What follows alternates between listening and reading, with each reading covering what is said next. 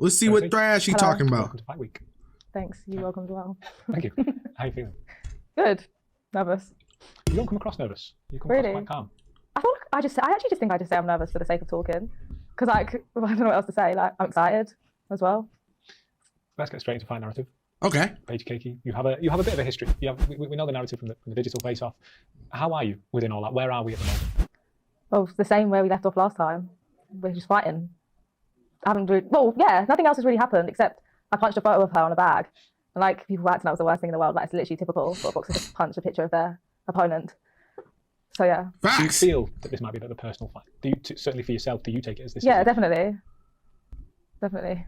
What's your energy towards her at the moment? If you used to walk in here now, how would you feel about it? I'll just go like that. I just wouldn't even say anything because when we're boxing each other, we don't really have to say anything. So let's talk in. I asked you in the face-off why boxing. You know, and there's a lot of advantages both physically and mentally, which we spoke about people like staying in shape, etc. This is the work that goes trying to figure out what's going on with this this mess, bro. The ring today, we're building up to the show. How do you prepare for this mentally, knowing that there's cameras every day asking you questions about your opponent?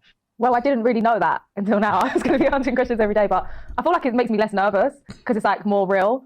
Like this, like last 8 weeks has been, I'm in like a boxing bubble. So when I answer questions, it's like, okay, this is actually happening. This actually is real. Like, this isn't a dream.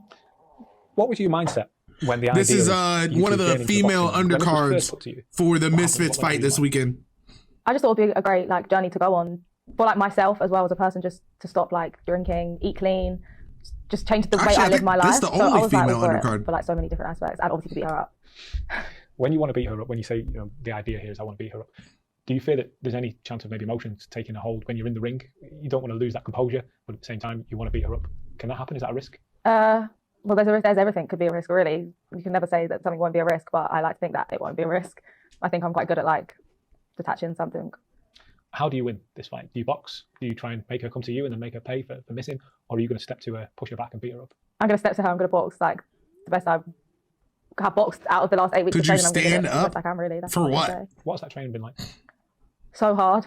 So hard. So I changed trainer like 4 weeks in. So that experience it didn't throw me off. It actually was so much better for me because I had 2 completely different training camps. It was like they were split into 2. And the last 4 weeks, I went to hell. It's the only way I can describe it. It's like I got humbled because I was getting completely beaten up by kids younger than me that have lived their whole life boxing. Boxing is all they know. And it did humble me a lot, but also taught me so much of like times when I'm saying I can't do something and I look and there's someone literally like 6 years younger than me saying they can do it. I'm like, I'm not showing me up. Like, the barrel's not extended, gang. So the second half was like, we're being respectful I feel like today. it was like what I needed. It was so much more inspiring for me, and it gave me more of like a push to just not give up. Is there anything, do you think, that Paigey can bring that you've not seen in those last 8 weeks in the gym? Age.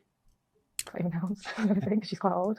Experience? Hey, yo. Yeah, life experience. She's got more life experience than me. That's it, really. They're both athletes, so she could bring that. I don't think. You're not worried. You're not worried at all. I think I sense that. I feel that though. At the beginning, because like she said, they both athletes. Yeah, I'm not worried because like even in the head, I'm not worried. What's the worst? Like what's the worst that could happen? Just finally, as always, if she was behind the side of this camera, if you were to look down the lens and pass her a message ahead of fight night, ahead of a whole fight week of being in each other's faces, what would you say to her? I would say, 1, I don't want free Tennessee chicken for the rest of my life or whatever the hell she's been saying.